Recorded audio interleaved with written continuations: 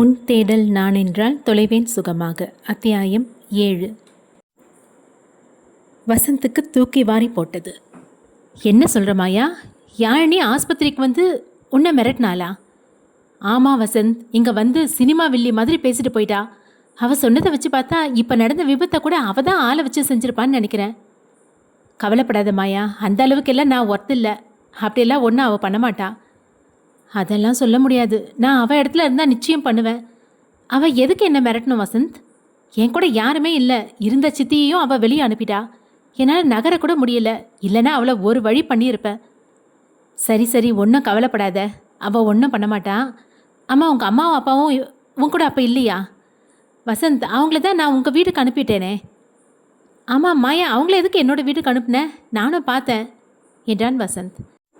பின்ன அந்த யாழி வந்து உனக்கு கால் சரியாகிறதுக்குள்ள உனக்கும் அவளுக்கும் திருமணம் நடந்துடும்னு சொன்னா. அப்போ நான் சும்மா இருப்பேனா? அதான் என்னோடய அம்மா அப்பா கிட்ட எல்லா விவரமும் சொல்லி உடனே உங்கள் வீட்டுக்கு அனுப்பிட்டேன். மாயா, நீங்கள் 2 பேரும் இப்படி மாறி மாறி ஏதாவது பண்ணால் என்னால் நிம்மதியாகவே இருக்க முடியாது. அதெல்லாம் தெரியாது வசந்த். நான் அம்மா அப்பா கிட்ட சொல்லிட்டேன். நான் சேரில் உட்காந்துக்கிட்டேயாவது உன் கையால் தாலி கட்டிப்பேன்னு சொல்லிட்டேன். சீக்கிரம் கல்யாணத்துக்கு நாள் பாரு. நான் ஃபோனை வச்சிடுறேன். Good night. ஃபோனை துண்டித்தபடி விக்ரமிடம், கேட்டியா? மாயா சொன்னதெல்லாம் கேட்டியா? எல்லாம் என் தலையெழுத்து என்றான் வசந்த். என்னடா வசந்த், உன்னோட பிரச்சனை இப்படி இடியாப்ப சிக்கல் மாதிரி இருக்கு? வசந்த், உன்னோட நிலைமை சரியாகணுன்னா ஒரே ஒரு வழி தான் இருக்கு என்று வசந்தின் காதில் கிசுகிசுத்தான் விக்ரம். என்னடா, சொல்லி தொலை. பேசாம மாயா யாழினி 2 பேரோட அப்பாவும் கேட்ட மாதிரி 2 நிச்சயதார்த்தத்துக்கும் ஓகே சொல்லிடு. மேட்டர் ஓவர் என்றான் விக்ரம். விக்ரமின் முதுகில் ஓங்கி ஒரு அடி அடித்தான் வசந்த். வர கோவத்தில் உன்னை போட்டு தள்ளிடுவேன் என்றான். ஃபோன் மணி அடிக்க அதை எடுத்த வசந்த், ஐயோ விக்ரம், இப்போ யாழினி கூப்பிடுறா, இவ என்ன சொல்ல போகிறாளோ என்றான். ஸ்பீக்கரில் போடுறா வசந்த். நீயும் திருப்பி எனக்கு ஒரு தடவை சொல்ல வேணாம். எனக்கும் ஒரு நல்ல ஆடியோ கதை கேட்ட மாதிரி பொழுது போகும். அவனை முறைத்து விட்டு ஃபோனை எடுத்து, சொல்லுங்க யாழினி என்றான் வசந்த். சாரிங்க, தொந்தரவு பண்ணுறதுக்கு மன்னிக்கணும். மதியம் ஃபுல்லாக உங்கள் கூட பேச ட்ரை பண்ணேன். உங்கள் ஃபோன் ஸ்விட்ச் ஆஃப்னு இருந்தது. ஒருவேளை உடம்பு எதுவும் சரியில்லையோன்னு ரொம்ப கவலையாக போயிடுச்சு. ஐயோ பாவம், எவ்வளோ கரிசனம் என்பது போல் விக்ரம் நடிக்க வசந்த் அவனை முறைத்தான். இல்லைங்க, ஐ எம் ஃபைன். என்ன விஷயம் யாழினி? இல்லை, நீங்கள் தான் இன்றைக்கி ராத்திரிக்குள்ளே என்னை பிடிச்சிருக்கா இல்லையான்னு சொல்கிறேன்னு சொன்னீங்க, அதான். வசந்த் நெற்றியை தேய்த்து கொண்டான். என்ன பதில் சொல்வது என்று அவனுக்கு தெரியவில்லை.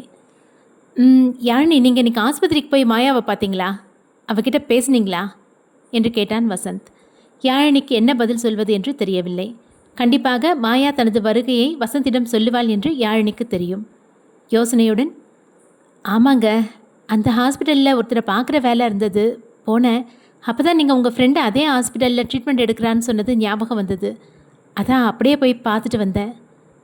விக்ரம் ஆச்சரியமுடன் வாயை பிளக்க வசந்த் தன் கைகளால் அதை மூடினான். யாழினி, நீங்கள் மாயா கிட்ட நமக்கு கல்யாணம் நடக்க போகுது, அதனால் என்னை மறந்துடு அப்படின்னு சொன்னீங்களா? ஆமாம் சொன்னேங்க, அதில் தப்பு எதுவும் இல்லையே. என்னோடய அப்பா நம்ம கல்யாணத்துக்கு ரொம்ப மும்முரமாக வேலை பண்ணிகிட்ருக்காரு. உங்கள் ஃப்ரெண்டு கூட உங்களை கல்யாணம் பண்ணிக்க சொல்லி வற்புறுத்திக்கிட்டு இருக்காங்கன்னு கேள்விப்பட்டேன். அதான் ஆசையை வளர்த்துக்கிட்டு பின்னாடி மனசு கஷ்டப்படக்கூடாதுன்னு நேரில் போய் சொல்லிட்டு வந்தேன். இதை பாருங்கள் யாழினி, இன்னும் உங்களை பிடிச்சிருக்கா இல்லையான்னு கூட நான் சொல்லலை. அதுக்குள்ளே நீங்கள் மாயா கிட்ட போய் சேர்க்க வேண்டாம். அதான் ஃபோன் பண்ணேன். என்னை பிடிச்சிருக்கு தானே, ப்ளீஸ் சொல்லுங்கள். வசந்த் யோசித்தான். மாயா பேசியதை கேட்டுவிட்டு வீட்டில் வந்து சத்தம் போட்ட யாழினியின் அப்பாவை நினைத்தான். இப்போ பிடிச்சிருக்குன்னு சொன்னால் கல்யாண வேலையை யாழினியோட அப்பா வேகமாக செய்ய ஆரம்பிச்சிருவார். பிடிக்கலன்னு சொன்னால் வீட்டில் வந்து சத்தம் போடுவார். மறுபக்கம் மாயா என்ன பண்ணுவான்னு தெரியாது என்று பல எண்ணங்கள் மனதிற்குள் ஓடியது. இங்கே பாருங்க யாழினி, நான் இன்றைக்கி சொல்கிறேன்னு சொன்னது என்னமோ உண்மைதான். ஆனால் 2 நாளாக ஹாஸ்பிட்டல், அப்புறம் நாளைக்கு ஆஃபீஸ், நைட்டு வேறு ஓசூர் போகணும். அதனால் என்னால் எந்த முடிவும் எடுக்க முடியலை. அதனால் நான் மறுபடியும் இந்த வார கடைசியில் சென்னை வருவேன். அப்போ கண்டிப்பாக சொல்கிறேன். எனக்கும் கொஞ்சம் டைம் கிடைக்கும். தயக்கத்துடன், சரிங்க, இப்போ ஃபோனை வச்சிடுறேன் என்று துண்டித்தாள் யாழினி. உண்மையிலேயே நீ பாவம்தான் வசந்த். ஆனால் எந்த முடிவு எடுத்தாலும் நீ சீக்கிரம் எடு. நாள் கடத்த பெரிய பிரச்சனை ஆகிடும். சரி, நாளைக்கு எப்போ ஆஃபீஸ் போக போகிற? எப்போ வருவேன்? நாளைக்கு காலையில் 10 மணிக்கு நுங்கம்பாக்கம் பிரான்ச் போகணும். மண்டல மேலாளரை பார்க்கணும். அவர் சொல்கிறத வச்சு தான் மேலே என்ன பண்ணுறதுன்னு பார்க்கணும். நாளைக்கு அநேகமாக ஈவினிங் 6 மணிக்கே ஓசூர் கிளம்பிடுவேன். சரிடா, நாளைக்கு ஆஃபீஸ் வேலை முடிஞ்சதும் ஃபோன் பண்ணு, மீட் பண்ணலாம். நானே உன்னை கோயம்பேட்டில் ட்ராப் பண்ணுறேன் சொல்லிவிட்டு புறப்பட்டான் விக்ரம். அடுத்த நாள் காலை நுங்கம்பாக்கத்தில் உள்ள தனது வங்கியின் மண்டல மேலாளரின் முன் சுமார் 1 மணிக்கு அமர்ந்திருந்தான் வசந்த். 50களில் இருந்த அந்த மேலாளர் வசந்திடம் விவரம் கேட்டு அறிந்துவிட்டு தனது முன் இருந்த கணினியில் கண்களை மேய விட்டு, வசந்த், அடுத்த மண்டே இல்லை டியூஸ்டேயில் நீங்கள் மும்பையில் உள்ள நம்ம ட்ரைனிங் சென்டரில் நடக்கிற அறிமுக ப்ரோக்ராமில் கலந்துக்கணும். Yes sir. அப்புறம் இங்கே சென்னையில் மண்டல அலுவலகத்தில் 3 மாதம் ட்ரைனிங், மறுபடியும் மும்பையில் 4 மாதம் பயிற்சி, அப்புறம் போஸ்டிங் எங்கே வேணும்னாலும் இருக்கும், வாழ்த்துக்கள் என்றார். தேங்க்ஸ் சார் என்றான் வசந்த். வர சண்டே மதியம் ஃப்ளைட்டில் நீங்கள் மும்பை போகணும். ஸ்டேக்கு ஹோட்டல் டிக்கெட் நம்ம வங்கியோட ட்ராவல்ஸ் மூலம் புக் பண்ணிக்கோங்க. 1 மணி நேரம் வெயிட் பண்ணி உங்களுக்கு தேவையான ஆஃபீஸ் ஆர்டர் லெட்டர்லாம் வாங்கிட்டு போயிடுங்க என்றார். ஓகே சார் என்று வசந்த் அவருக்கு நன்றி சொல்லிவிட்டு காத்திருந்து எல்லாவற்றையும் பெற்றுக்கொண்டு புறப்படும்போது மாயாவிடமிருந்து ஃபோன் வந்தது. ஃபோனை எடுத்து, சொல்லு மாயா என்றான் வசந்த். வசந்த், எங்கே இருக்க? ஆஃபீஸ் வேலையெல்லாம் நல்லபடியாக முடிஞ்சுதா? எப்போ நீ என்னை பார்க்க வர? இன்னைக்கு முழுசாக உன்னை பார்க்கவே இல்லை. ஊருக்கு எத்தனை மணிக்கு புறப்பட போகிற? ஆஸ்பத்திரிக்கு வசந்த் சென்ற போது மணி 4. மாயாவிடம் அலுவலக விஷயங்களை சொல்லிவிட்டு, நான் 6 மணிக்கு பஸ் பிடிக்கணும் என்று சொல்லிவிட்டு வீட்டிற்கு சென்றான். மாலை சிற்றுண்டி சாப்பிட்டு விட்டு தான் வரும் சண்டே அன்று மும்பை செல்வதையும் அதன் பின் அவன் ட்ரைனிங் விவரங்களையும் கூறிவிட்டு புறப்பட்டான். விக்ரம் கூடவே வந்து பஸ்ஸில் ஏற்றிவிட நள்ளிரவில் ஓசூர் வீட்டிற்குள் நுழைந்தான். நன்கு தூங்கிவிட்டு காலை வங்கிக்கு செல்லும்போது திவ்யாவின் வீட்டு ஓனரை பார்த்து, மேம், அன்றைக்கி ஹாஸ்பிட்டலில் சேர்த்துமே அந்த பொண்ணு எப்படி இருக்காங்க என்றான். சார், அவங்க அம்மா போலீஸ் கம்ப்ளைண்ட் கொடுத்துட்டு சண்டே அன்றைக்கி ஒரு கார் வச்சு திவ்யாவை கூட்டிகிட்டு போயிட்டாங்க. அவங்க வீட்டு அட்ரஸ் கூட கொடுக்கல என்றார். வசந்த் ஆஃபீஸ் சென்று தன் பொறுப்புகளை ஒப்படைத்துவிட்டு வியாழன் இரவு தனது பொருட்களுடன் சென்னை வந்து சேர்ந்தான். ஞாயிற்றுக்கிழமை காலை 9 மணிக்கு மும்பை செல்லும் விமானத்தில் ஏறி அமர்ந்தான். ஒரே வாரத்தில் தனது வாழ்க்கை புரட்டி போடப்பட்டதை அசை போட்டபடி விமானத்தில் நேரத்தை கழித்தான். மும்பை விமான நிலையத்தை விட்டு வெளியே வந்த வசந்த் மும்பையின் பரபரப்பான வாழ்க்கையைக் கண்டு அசந்து நின்றான். ஆனால் பாவம் வசந்த், பிரச்சனைகள் இன்னும் பெரியதாகி அவனை விழுங்கப் போவதை அறியவில்லை. வசந்த் அவனுக்காக ஏற்பாடு செய்யப்பட்டிருந்த ஹோட்டலை அடைந்த போது மதியம் மணி சுமார் 12. ஒரு குளியலை போட்டுவிட்டு அந்த ஹோட்டலில் அவன் இருந்த 8வது தளத்தில் அவன் அறையின் சிட் அவுட்டில் நின்று கொண்டு வெளியே பார்த்தான். எதிரே பறந்து விரிந்து கிடந்த கடலின் மீது விழுந்து பிரதிபலித்த சூரிய ஒளியால் அவன் கண்கள் கூசியது. கடலை ஒட்டி இருந்த 4 வழிச்சாலையில் வண்டிகள் வருவதும் போவதுமாக இருந்தன. மும்பையின் பரபரப்பு வசந்தையும் தொற்றிக்கொண்டது. ஒவ்வொருவரும் எதையோ தேடி அலைவது போல் இருந்தது. காரணம் தெரிந்து ஓடுகிறார்களா இல்லை காரணம் எதுவும் தெரியாமல் ஓடுகிறார்களா என்று வசந்துக்கு தெரியவில்லை. உள்ளே வந்து சிறிது நேரம் டிவியை போட அது ஏதோ ஒரு ஹிந்தி சேனலை ஒளிபரப்பியது. சேனலை மாற்றி தமிழுக்கு கொண்டு வந்தான். பசி எடுக்க ஜீன்ஸும் டிஷர்ட்டும் அணிந்து கொண்டு அறையை பூட்டிவிட்டு கீழ்த்தளத்திற்கு வந்தான் வசந்த். வரவேற்பில் இருந்த பெண்ணிடம் அருகில் ஏதாவது சைவ உணவகம் இருக்கிறதா என்று கேட்க அவள் 2 கட்டிடங்கள் தள்ளி ஒரு ரெஸ்டாரண்ட்டில் இருக்கிறது என்று கூறினாள். வெளியே வந்த வசந்த் வானத்தை பார்க்க அது இருண்டு மழை கொட்டும் போல இருந்தது. அருகில் இருந்ததால் விரைவில் அந்த ரெஸ்டாரண்ட்டை அடைந்தான் வசந்த். 30 பேர் அமர்ந்து சாப்பிடும் அளவு இருந்தது. எல்லாம் செல்ஃப் சர்வீஸ் நடைமுறைதான். வசந்த் தனக்கு தேவையான உணவுக்கான சீட்டு வாங்க வரிசையில் நின்றான். அவனுக்கு முன்னால் ஒரு பெண் நின்றபடி தனக்கு தேவையானதை சொல்ல கவுண்டரில் இருந்தவர் 3 சவுதீஸ் என்றார். அந்த பெண் தனது டெபிட் கார்டை கொடுக்க அந்த கவுண்டரில் இருந்தவர் மிஷின் வேலை செய்யல, கேஷ் கொடுங்க என்று ஹிந்தியில் சொன்னார். தனது கைப்பையில் பணத்தை தேடினாள் அந்த பெண். ஆனால் அந்த பையில் மொத்தமாக வெறும் 104 ரூபாய் மட்டுமே இருந்தது. அந்த பெண்ணுக்கு என்ன செய்வது என தெரியவில்லை. வேற மிஷின் இருந்தால் கொண்டு வா, என்கிட்ட கேஷ் இல்லை என்றாள். அதெல்லாம் எனக்கு தெரியாது, கேஷ் இருந்தால் கொடு, இல்லைன்னா நகரு என்று சொன்னான் கணக்காளர். அந்த பெண்ணுக்கு என்ன செய்வதென்று தெரியவில்லை. சரியான பசி வேறு. கவர்மெண்ட் என்னடானா கேஷ்லெஸ் பரிமாற்றம் பண்ணணும்னு சொல்கிறாங்க, இங்கே என்னடானா மிஷின் இல்லைன்னு சொல்கிறான் என்று தமிழில் புலம்பினாள். அட, தமிழ் பேசுகிறாங்களே, நம்ம ஊர் போல இருக்கு என்று நினைத்து கொண்டான் வசந்த். 10 நிமிஷம் நடந்தீங்கன்னா ஒரு ஏடிஎம் இருக்குது, அங்கே போய் பணம் எடுத்துகிட்டு வாங்க என்ற கணக்காளன், சார் உங்களுக்கு என்ன வேணும் என்றான் வசந்தை பார்த்து. அந்த பெண் வரிசையிலிருந்து வெளியே வந்து வாசலை பார்க்க மழை ஜோவென்று கொட்டி கொண்டிருந்தது. அந்த பெண் என்ன செய்வதென்று தெரியாமல் கையை பிசைந்து கொண்டு நின்றாள். எக்ஸ்கியூஸ் மீ மேடம் என்ற வசந்தை திரும்பி பார்த்தால் அந்த பெண். மேம், உங்களோட பிரச்சனை எனக்கு புரியுது. நீங்கள் தப்பாக எடுத்துக்கலன்னா உங்களுக்கும் சேர்த்து நான் பணம் கொடுத்துட்றேன். கடனாக தான். நீங்கள் இப்போ வெளியே போக முடியாது, மழை பெருசாக போயுது. சாப்பிட்டுட்டு வெளியே போகும்போது நீங்கள் பணம் எடுத்து கொடுத்தா போதும் என்றான் வசந்த். தயங்கிய அந்த பெண்ணிடம், ஜஸ்ட் ஒரு ஹெல்ப் தான், தயங்க வேணாம் என்றான் வசந்த். இருவருக்கும் சேர்த்து பணம் கொடுத்துவிட்டு அந்த பெண்ணின் ஆர்டர் சீட்டை அவரிடம் கொடுத்தான். தேங்க்ஸ் சார் என்றபடி அந்த பெண் டெலிவரி கவுண்டரை நோக்கி சென்றாள். வசந்த் தான் ஆர்டர் செய்தவற்றை வாங்கி கொண்டு வெளியே பெய்யும் மழையை ரசிக்கும்படியான இடத்தில் அமர்ந்து கொண்டான். இங்கே உட்காரலாமா என்று அந்த பெண்ணிடம் எஸ் ப்ளீஸ் என்றான் வசந்த். அவன் எதிரே அமர்ந்த அந்த பெண் வசந்திடம் ரொம்ப தேங்க்ஸ் சார், சாப்பிட்டுட்டு போகும்போது ஏடிஎம்மில் பணம் எடுத்து கொடுக்குறேன் என்றாள். வசந்த் சிரித்தபடி பரவாயில்ல சாப்பிடுங்க என்றான். உணவை சாப்பிட்டபடி அந்த பெண் நீங்கள் தமிழ்நாடா சார் என்றாள். ஆமாம் சென்னை. நீங்கள்? நான் பிறந்தது படித்தது வளர்ந்ததெல்லாம் கோயம்புத்தூர். வேலை பெங்களூரில் ஒரு ஐடி கம்பெனியில் 2 வருஷமாக பெங்களூர் வாசம். நீங்கள் என்றாள். நான் ஒரு பேங்க்கில் வேலை செய்கிறேன். ஆஃபீஸர் எக்ஸாம் எழுதி பாஸ் ஆகியிருக்கேன். இங்கே 2 நாள் மீட்டிங். பக்கத்தில் ஹோட்டல் இம்பீரியலில் தான் தங்கியிருக்கேன் என்றான். ஓ, நான் இங்கே இருக்க உமன்ஸ் ஹாஸ்டலில் தங்கியிருக்கேன். Nice. My name is Radha என்று கையை நீட்டினாள். ஐ எம் வசந்த் என்று ராதாவின் கையை குலுக்கிய போது அவள் வசந்த், ஓ நைஸ் நேம் என்றாள். தேங்க்ஸ். நீங்கள் எப்படி மும்பை என்றான் வசந்த். அந்த பெண் பதில் சொல்ல தொடங்கிய போது அவளது மொபைலில் இருந்து ஒரு இனிய ரிங்டோன் கேட்டது. ஒரு நிமிஷம் மிஸ்டர் வசந்த் என்று சொல்லிய ராதா தனது கைப்பையின் ஜிப்பை திறந்து மொபைலை எடுத்து ஹாய் எங்கே இருக்க என்றாள். தான் இருக்கும் இடத்தையும் பணம் இல்லாமல் தடுமாறியதையும் சொல்லிவிட்டு அடுத்த முனையில் பேசியதை கேட்டுவிட்டு சரி இன்னும் 1 மணி நேரத்தில் மில்லர்ஸ் பார்க்குக்கு வந்துடு பை என்றாள். வசந்தை பார்த்து சிரித்தபடி என்னோட உட்பி இன்னும் 1 மாதத்தில் எங்களுக்கு கல்யாணம் நடக்க போகுது என்று சொல்லிவிட்டு ஃபோனை டேபிள் மீது வைத்தாள். எதேச்சையாக அந்த ஃபோனை பார்த்த வசந்த் மனம் முழுவதும் அதன்தான். அந்த பெண்ணின் மொபைலின் டிஸ்பிளேவில் ராதாவை அணைத்து சிரித்தபடி இருந்தது திவ்யாவின் கணவன் ராஜன். வசந்தின் தலையில் இடி இறங்கியதைப் போல் இருந்தது. மனது படபடவென்று அடித்து கொண்டது. யார் இந்த பொண்ணு? இவளுக்கும் திவ்யாவோட கணவனுக்கும் என்ன தொடர்பு? அவனை தான் இன்னும் 1 மாதத்தில் திருமணம் செஞ்சுக்க போகிறேன்னு சொல்கிறாளே. இவன் ஏற்கனவே கல்யாணமானவன்ற விஷயம் இவளுக்கு தெரியுமா இல்லை தெரியாதா என்று பலவிதமான சிந்தனைகள் வசந்தின் மனதிற்குள் ஓடியது. அப்புறம் வசந்த் சார் உங்களுக்கு கல்யாணம் ஆயிடுச்சா என்று கேட்டாள் ராதா.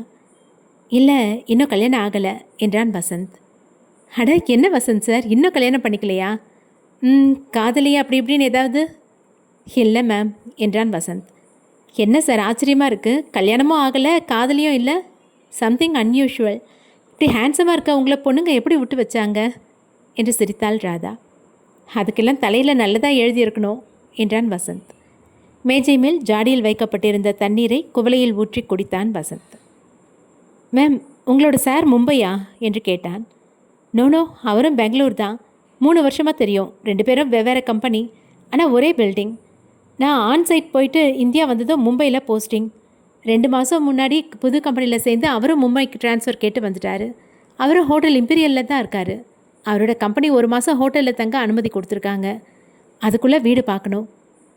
சாரோட பேரண்ட்ஸ் யாரும் இல்லைன்னு சொன்னார். தே ஆர் நோ மோர்னு கேள்விப்பட்டேன். திவ்யாவின் கணவன் ராஜன் இந்த பெண் ராதாவிடம் நிறைய பொய்களை சொல்லி அவளையும் ஏமாற்றி கொண்டிருக்கிறான் என்பது மட்டும் வசந்துக்கு தெளிவாக புரிந்தது.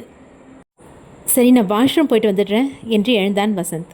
கைகளை கழுவியபடி இந்த பொண்ணுக்கு அவனோட உண்மை சொரூபம் தெரியுமா? ஐயோ பாவம், இவகிட்ட சொல்லாமா வேணாமா? நமக்கு ஏன் வம்பு? இல்லை கண்ணு முன்னாடி ஒரு பொண்ணை ஒருத்தன் ஏமாத்திட்டுருக்கான், இவளையும் ஏமாத்திட்டா. இல்லை இவகிட்ட ராஜனை பற்றிய உண்மைகளை சொல்லிட வேண்டியது தான் என்று முடிவு செய்தான். வாஷ்ரூமை விட்டு வெளியே வந்த வசந்த் தான் அமர்ந்திருந்த நாற்காலியை பார்க்க அதில் யாரோ அமர்ந்து எதிரே இருந்த ராதாவுடன் பேசிக் கொண்டிருந்ததை பார்த்தான். சாட்சாத் திவ்யாவின் கணவன் ராஜன் அமர்ந்து ராதாவிடம் பேசிக் கொண்டிருந்தான். ராதா ஏதோ சொல்ல ராஜன் வாஷ்ரூம் பக்கம் திரும்பினான். வசந்துக்கு மூச்சே நின்றுவிடும் போல் இருந்தது. சட்டென்று கையில் இருந்த கைக்குட்டையால் முகத்தை துடைப்பது போல் முகம் முழுவதும் தெரியாதபடி நடக்க ஆரம்பித்தான். திவ்யாவின் கணவன் ராஜன் ராதாவிடம் பேசிக்கொண்டே காலி குவளையில் தண்ணீரை ஊற்றி அதை குடித்துவிட்டு கீழே வைக்க எடுத்துக்கொண்ட அந்த சில நிமிடங்களில் வசந்த் விறுவிறுவென்று வாசலை நோக்கி நடக்க ஆரம்பித்தான். ரெஸ்டாரண்டின் கதவை திறந்து வெளியே வந்த வசந்த் மழை மிக மெலிதாக தூறிக்கொண்டிருப்பதை கண்டான். ரெஸ்டாரண்டின் நுழைவாயில் ராதா அமர்ந்திருந்த இடத்திற்கு பின்னே 2-3 மேஜைகள் தள்ளி இருந்ததால் அவளால் வசந்த் வெளியேறுவதை பார்க்க முடியாமல் போனது. வசந்த் தனது கைக்குட்டையை தலையின் மேல் போட்டுக்கொண்டு தனது ஹோட்டலை நோக்கி வேகமாக நடக்க ஆரம்பித்தான். அறைக்குள் வந்து கதவை தாழ் போட்டுவிட்டு தலையை துவட்டிவிட்டு ஒரு காஃபிக்கு ஆர்டர் செய்த பின் சிட் அவுட்டில் இருந்த நாற்காலியில் அமர்ந்து பறந்து விரிந்திருந்த கடலை பார்த்தான். ராஜனின் விஷயங்களும் இந்த கடலைப் போலவே அளக்க முடியாததாக இருந்தது. கண்டிப்பாக இவன் திவ்யாவின் கணவன் ராஜன் தான். ராதாவும் ராஜனும் வெவ்வேறு ஐடி நிறுவனங்களில் வேலை செய்வதும் தெளிவாக புரிந்தது. இருவருக்கும் 3 வருட பழக்கம் இருந்திருக்கிறது. ராதா இந்தியா வந்து 1 மாதம்தான் ஆகிறது. ஆனால் ராஜன் இந்த சமயத்தில் தெரிந்தோ இல்லை தெரியாமலோ திவ்யாவை திருமணம் செய்து கொண்டிருக்கிறான். ராதாவை காதலிக்கும் போது எதற்காக திவ்யாவை திருமணம் செய்து கொள்ள வேண்டும்? ராஜனின் அம்மாவும் அப்பாவும் நோ மோர் என்று ராதா சொன்னாலே, அப்படியானால் திவ்யாவின் அம்மாவும் அப்பாவும் ராஜனை எப்படி திவ்யாவுக்கு திருமணம் செய்து வைத்தனர்? அவனுக்கு அம்மா அப்பா இல்லை என்பது திவ்யாவின் பெற்றோர்களுக்கு தெரியாதா என்று பலவிதமான கேள்விகள் வசந்தின் மனதிற்குள் ஓடியது. கதவு தட்டப்பட அதை திறந்த வசந்த் ஆர்டர் செய்த காஃபி வந்திருப்பதை அறிந்து அதை உள்ளே உள்ள டேபிள் மீது வைக்கச் சொன்னான். குவளையில் காஃபியை ஊற்றி அதை மெல்ல குடித்தபடி எப்படியாவது ராஜனை பற்றிய விஷயங்களை ராதாவிடம் சொல்லி அவளை திருமணத்துக்கு முன் ராஜனிடம் எல்லா விஷயங்களையும் பேசி விவரம் அறிந்து கொள்ள சொல்ல வேண்டும் என்று முடிவெடுத்தான் வசந்த். அதே சமயம் 2 முறை தன்னுடன் முரண்பட்டு தன்னிடம் மோசமாக நடந்து கொண்ட ராஜனை நினைத்த போது மனது திக்கென்றது. ஒருவேளை ராஜன் தன்னை பார்த்தால் அடையாளம் தெரிந்து கொள்வானா? அப்படி தெரிந்தால் என்ன மாதிரி எதிர்வினைகள் இருக்கும் என்று வசந்த் யோசித்தான். வேண்டாத சில விஷயங்கள் தன்னை மும்பையிலும் துரத்துவதை வசந்த் உணர்ந்தான். ஏதேதோ யோசனைகளுடன் வசந்த் அப்படியே உறங்கியும் போனான். கண் விழித்த போது மணி 6 ஆகியிருந்தது. சோம்பலை முறித்த வசந்த் தனக்கு வந்த மிஸ்டு கால்களை பார்த்தான். அம்மா 10 முறை அழைத்திருந்தது தெரிந்தது. எடுத்து அம்மாவிடம் 10 நிமிடம் பேசிவிட்டு தான் மும்பை வந்து சேர்ந்த விஷயத்தை சொல்லிவிட்டு ஃபோனை வைத்தான். புதியதாக உடை அணிந்து லிஃப்டில் ஏறி அது வழுக்கியபடி கீழிறங்க தரைத்தளத்திற்கு வந்தான் வசந்த். ஒரு பெரிய காம்ப்ளெக்ஸினுள் இருந்த அந்த ஹோட்டலின் கதவை திறந்து வெளியே வந்து அந்த காம்ப்ளெக்ஸில் இருந்த ஒரு பெரிய துணிக்கடைக்குள் சென்றான். அங்கிருந்த டிஷர்ட்டுகளை பார்த்து கொண்டிருந்தவனிடம், வசந்த் இப்படி தான் சொல்லிக்காமல் வந்துடுறதா என்று குரல் கேட்க திரும்பிய வசந்த் அங்கே ராதா கோபமுடன் இருப்பதை பார்த்தான். மனதுக்குள் ஒரு திடுக்கு ஓட அவசர அவசரமாக ராதாவை சுற்றி பார்த்தான். உங்களை தான் வசந்த் என்று ராதா. ஏன் ஹோட்டலில் சொல்லாமல் வந்துட்டீங்க என்றாள். இல்லைங்க ராதா, வாஷ்ரூமில் என்னோட சீனியர் பிடிச்சிக்கிட்டாரு, பேசிக்கிட்டு அப்படியே அவரோட போயிட்டேன். சாரி, எங்கே உங்கள் ஹபி என்றான். அவர் வீடு பார்க்க போயிருக்காரு, இன்னும் வர 1 மணி நேரம் ஆகும். யோசனை செய்த வசந்த், நீங்கள் தப்பாக எடுத்துக்கலன்னா உங்ககிட்ட ஒரு விஷயம் பேசணும் என்றான். ஓ எஸ், சொல்லுங்க வசந்த். மூச்சை இழுத்து வெளியே விட்டவன், உங்கள் ஹபியை எனக்கு தெரியும் என்றான். அட ஆச்சரியமாக இருக்கே, ஹோட்டலில் நீங்கள் சொல்லவே இல்லை. நீங்கள் அவரோட ஃப்ரெண்டா வசந்த்? அவரை எப்படி தெரியும்? ராதா, கோவப்படாமல் கேளுங்க. அவரை ஒரு பெண்ணோட கணவராக எனக்கு தெரியும் என்று மெதுவாக சொன்னான் Vasanth. What what nonsense are your talking? ஏதோ ஹோட்டலில் உதவி செஞ்சீங்கன்னு பேசினா உங்கள் எல்லையை மீறி பேசுகிறீங்க. மைண்ட் யுவர் லாங்குவேஜ் என்று கோபமாக படப்படுத்தாள் ராதா. ப்ளீஸ் ராதா, நீங்கள் யாருன்னு எனக்கு தெரியாது, நான் யாருன்னோ உங்களுக்கு தெரியாது. நான் எதுக்காக உங்ககிட்ட போய் சொல்லணும்? அநியாயமாக ஒரு பொண்ணை சாகிற அளவுக்கு அடிச்சு போட்டுட்டு வந்த இவரை எனக்கு நல்லா தெரியும். இவர் ஆஃபீஸ்க்கு ஓசூரில் இருந்து தானே போயிட்டு வந்தார். இவர் பேர் ராஜன் தானே என்றான் வசந்த். திடுக்கிட்டு வசந்தை பார்த்தாள் ராதா. வசந்திடம் தனது வருங்கால கணவனின் பெயரை இதுவரை சொல்லாத போது இவன் எப்படி சரியாக ராஜன் என்று சொல்கிறான்? ராதாவுக்கு மனது படப்படுத்தது. வசந்த், இவரோட பேர் உனக்கு எப்படி தெரியும்? இவர் ஓசூரில் இருந்து தான் ஆஃபீஸ்க்கு வந்து போய்கிட்டு இருந்தார் விஷயம் உங்களுக்கு எப்படி தெரியும்? எனக்கு ரொம்ப குழப்பமாக இருக்குது என்றபடி தலையை பிடித்து கொண்டாள் ராதா. இங்கே பாருங்க ராதா, நானும் ஓசூரில் தான் வேலை செஞ்சுட்டு இருந்தேன். 2 நாள் முன்னாடி தான் சென்னைக்கு வந்தேன். ராஜனுக்கு கல்யாணம் ஆகி 3 மாதம்தான் ஆகுது. வசந்த் சார், நீங்கள் சொல்கிறத கண்டிப்பாக நான் நம்ப மாட்டேன். நீங்கள் 2 பேரும் 10 நாள் முன்னாடி வெள்ளிக்கிழமை தானே மும்பை வந்தீங்க, சரியா?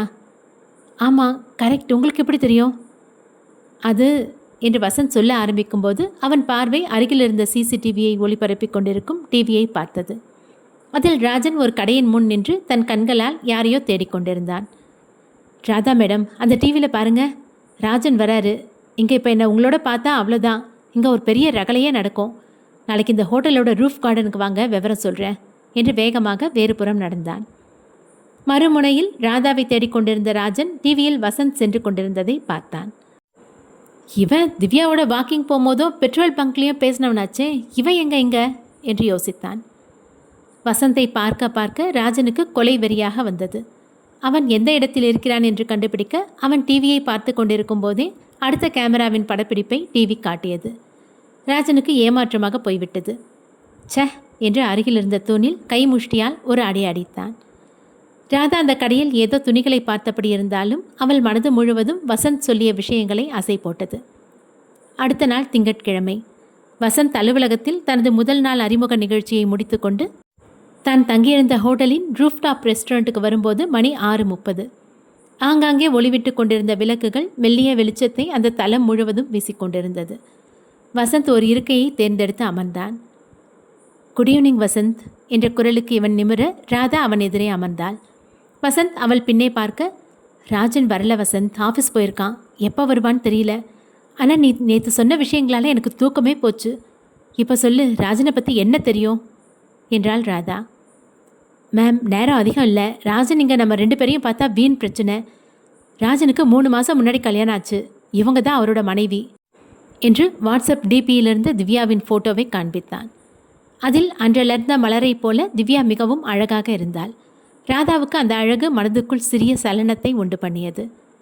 இதை நான் எப்படி நம்புறது வசந்த்? உனக்கு ராஜன் மேலே ஏற்கனவே ஏதோ பகை, அதனால் நீ இப்படி அவன் மேலே பழி போடுற. கல்யாண ஃபோட்டோ இருந்தால் காட்டேன் என்றாள் ராதா. யோசனை செய்த வசந்த், என்கிட்ட அந்த மாதிரி எந்த ஃபோட்டோவும் இல்லை ராதா. இதுதான் உண்மை, நம்பினா நம்புங்க, இல்லைனா உங்கள் இஷ்டம். உங்கள் வாழ்க்கை நல்லா இருக்க என்னோட வாழ்த்துக்கள் என்று வசந்த் எழுந்தான். ஒரு நிமிஷம் வசந்த், என் மேலே ஏன் இந்த அக்கறை? ராதா மேம், கண்ணுக்கு தெரிஞ்சு ஒருத்தன் ஒரு பொண்ணோட வாழ்க்கையை அழிச்சிட்டு இன்னொரு பொண்ணையும் ஏமாற்றி திருமணம் செஞ்சுக்கிறத பார்க்குற எந்த ஒரு உண்மையான ஆணுக்கும் வர கோபமோ ஆதங்கமோ தான் இது. எல்லா ஆண்களும் மோசமானவங்க இல்லை மேடம் என்றான் வசந்த். ஒரு பெரிய மூச்சை வெளியிட்டவள், உட்காருங்க வசந்த், நீங்கள் எங்கே எப்படி ராஜனை பார்த்தீங்கன்றதை சொல்லுங்க என்றாள். திவ்யாவுடன் சந்திப்புகள், ராஜனின் அநாகரிகமான போக்கு, திவ்யாவை பெல்ட்டால் அடித்து காயப்படுத்தியது, தான் அவளை அபாய நிலையில் ஆஸ்பத்திரியில் அனுமதித்தது என எல்லாவற்றையும் சொன்னான். ராதாவுக்கு மெல்லிய பயம் அடிமனத்தில் ஓடியது. பெங்களூர் விமான நிலையத்தில் ராஜன் ஒரு புதிய பெல்ட் வாங்கியது சட்டென்று நினைவுக்கு வந்தது.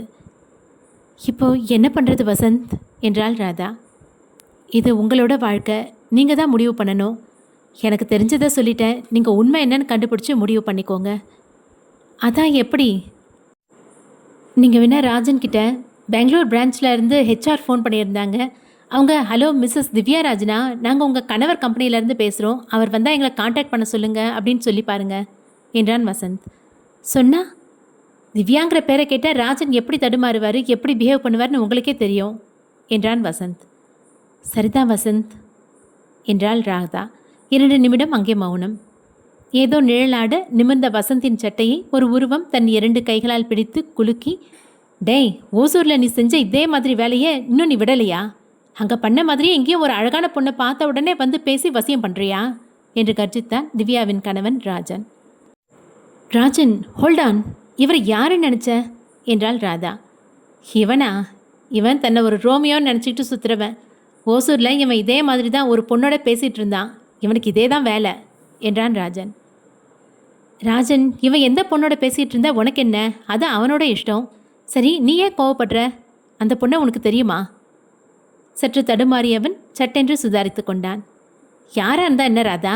பொண்ணை கிண்டல் பண்ணுறது தப்பு இல்லையா? அப்படியே இவர் அந்த பொண்ணை கிண்டல் பண்ணியிருந்தாலும் அந்த பொண்ணு உங்ககிட்ட இவரை பற்றி ஏதாவது கம்ப்ளைண்ட் கொடுத்தாளா? ராஜன், நீ இவரை தப்பாக புரிஞ்சுக்கிட்ட போல இருக்கு. இவர் யார் தெரியுமா? ராஜன் எரிச்சலுடன் ராதாவை பார்த்து, யாரு என்றான். ராஜன், ஹோட்டல் எனக்கு ஹெல்ப் பண்ணாருன்னு சொன்னேன் இல்லையா, அவர் தான் இவர். சரியான நேரத்தில் எனக்கு உதவி பண்ணார். இன்னும் நான் அந்த பணத்தை இவருக்கு திருப்பி கூட கொடுக்கல. ஜஸ்ட் இப்போ தான் இங்கே பார்த்தேன் என்றாள் ராதா. முதல்ல இவனுக்கு கொடுக்க வேண்டிய பணத்தை இவன் மூஞ்சில் வீசி எரிஞ்சிட்டு வா, போகலாம். இவனை பார்த்தாலே எனக்கு கோபம் வருது என்றான் ராஜன். வசந்த் மெல்ல எழுந்து நாசுக்காக ராஜனின் கைகளை தனது ஷர்ட்டிலிருந்து எடுத்துவிட்டு தனது உடையை சரி செய்து கொண்டு ராதாவை பார்த்து, மேம், சார் ரொம்ப பசியாக இருப்பார் போல இருக்கு, முதல்ல சில்லுன்னு ஒரு ஜூஸ் ஆர்டர் பண்ணுங்க என்று சிரித்தான். வசந்தின் தீர்க்கமான பார்வையை தாங்க முடியாத ராஜன் மனதிற்குள், இவர் ராதா கிட்ட திவ்யாவை பற்றி ஏதாவது சொல்லியிருப்பானா? முதல்ல இவனை இங்கேருந்து கிளப்பணும், நாளைக்கே வேறு ஹோட்டலுக்கு நான் ஷிஃப்ட் பண்ணணும் என்று சொல்லிக்கொண்டான். சரி மேம், நான் புறப்படுறேன் என்று வசந்த் சொல்லிவிட்டு ராதாவை ஒரு அர்த்தமுள்ள பார்வையை பார்த்துவிட்டு புறப்பட்டான். ராஜன், எதுக்கு இப்படி டென்ஷன் ஆன? Anything wrong? நோ, ஒன்றும் இல்லை. இவனை பார்த்த உடனே கொஞ்சம் டென்ஷன் ஆகிட்டேன். ஓகே பேபி, டின்னர் சாப்பிடலாமா? மணி 7 கூட ஆகலை ராஜன், ஒரு 9 மணிக்கு சாப்பிடலாம். இப்போ ஜஸ்ட் ஒரு காஃபி குடிச்சிட்டு உன்னையே பார்த்துட்டு போகலான்னு வந்தேன். சரி வா, மில்லர்ஸ் பார்க் போகலாம், அப்புறமா வரலாம் என்று எழுந்தான் ராஜன். ராதாவின் மனதில் லேசான ஒரு சந்தேகம் எழுந்தது. வசந்தை பார்த்தவுடன் ராஜன் ஏன் பதட்டமும் கோபமும் அடைய வேண்டும்? ஏன் வசந்தை அடிக்கும் அளவு போக வேண்டும்? Something wrong. இவன் எதுக்கு மும்பை வந்தான்? எப்படி ராதாவை பார்த்தான்? எல்லா விஷயங்களும் சொல்லியிருப்பானோ? அப்படி இருந்தால் ராதாவை எப்படி சமாளிக்கிறது? தேவையில்லாத பிரச்சனை என்று ராஜன் மனதிற்குள் குமைந்தான்.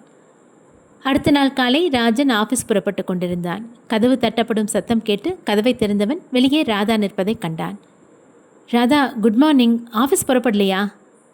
இல்லை டியர், ரொம்ப தலைவலியாக இருக்குது. இன்றைக்கி லீவ் போடலான் இருக்கேன். நீயும் லீவ் போட்டுறேன். லீவு போட்டுட்டு எவ்வளோட இருந்தால் நேற்று ராத்திரி போட்ட சண்டை பற்றி ஏதாவது கேட்டால் வீணாக பிரச்சனை ஆகிடும். அதுவும் இல்லாமல் நானும் அவசரப்பட்டுட்டேன். அவனை தெரியாத மாதிரி இருந்திருக்கணும்.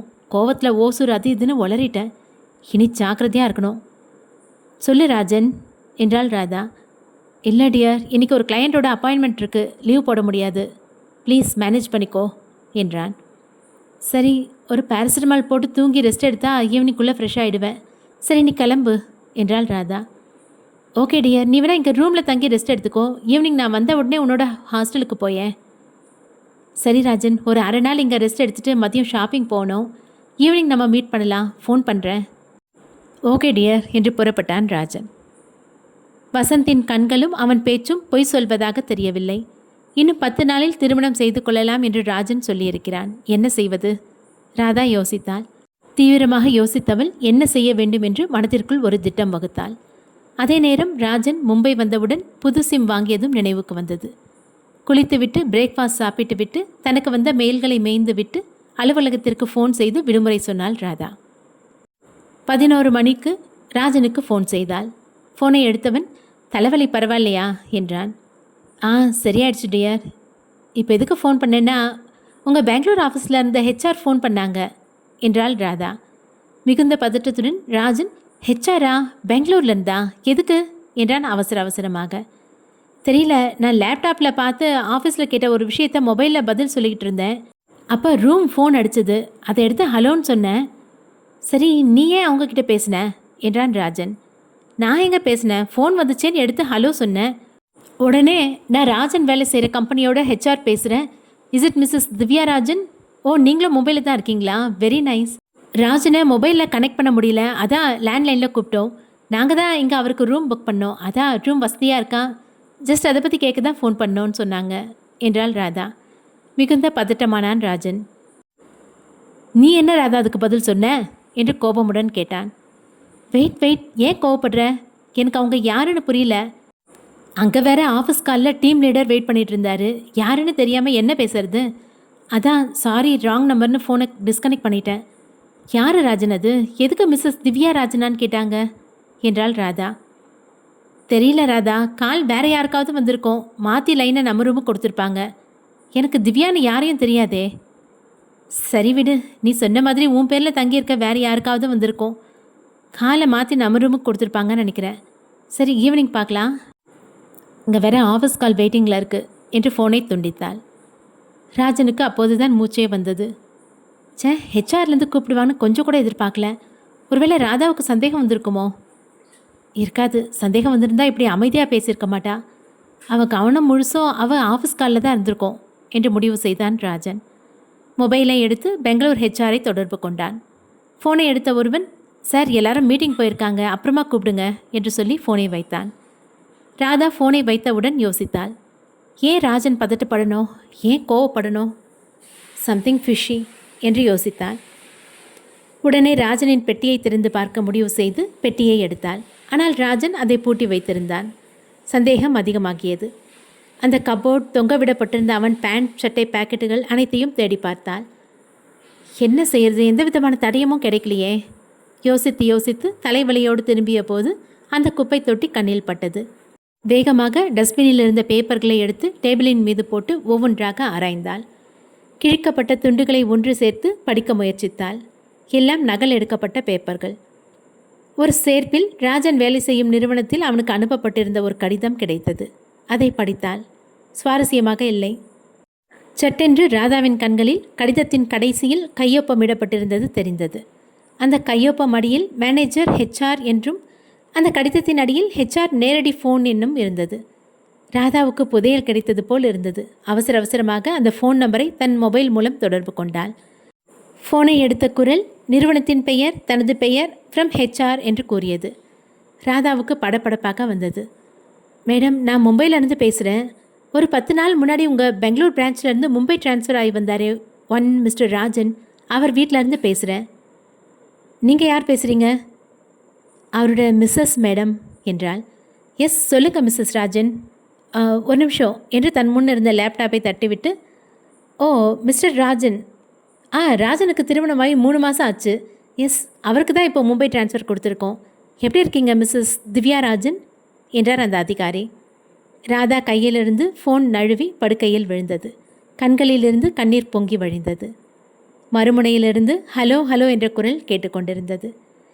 சட்டென்று ஃபோனை கையில் எடுத்தவள், சாரி மேம், ஒரு சின்ன கிளாரிஃபிகேஷன் அவர் கேட்க சொன்னார் என்றாள். சொல்லுங்க. இந்த இஎஸ்ஐபிஎஃப்க்கு நாமினியாக என்னோட பேரை சேர்த்தாச்சான்னு கேட்க சொன்னார். நான் கொஞ்சம் ஹாஸ்பிட்டல் போக வேண்டியிருக்கு என்றாள் கண்ணீருடன் ராதா. ஓ, ஹாஸ்பிட்டல் போகணுமா? Anything special? Anyway congratulations. Yes ma'am, நாமினியில் Mrs Divya wife of mister Rajan, 18 Gokulam township, ஓசூர்னு சேர்ந்துருக்கு மேடம். எனிதிங்? Thanks ma'am. அதை ஒரு ஃபோட்டோ எடுத்து வாட்ஸ்அப்பில் என்னோட நம்பருக்கு அனுப்பிடுங்களேன் ப்ளீஸ்.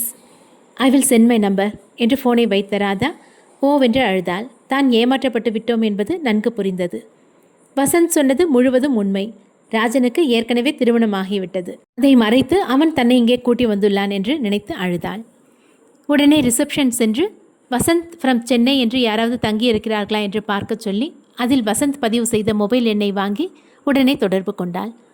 வசந்த் எடுத்து ஹலோ என்று சொல்ல ராதா ஓவென்று அழுதபடி, வசந்த், நீங்கள் சொன்னது உண்மை. ராஜனுக்கு ஏற்கனவே கல்யாணம் ஆயிருக்கு. அவன் ஒய்ஃப் பேர் திவ்யா தான். ராஜன் என்னை நல்லா ஏமாத்திட்டான் வசந்த் என்று சத்தமாக அழுதாள். அடுத்த அத்தியாயம் விரைவில் தொடரும். நன்றி.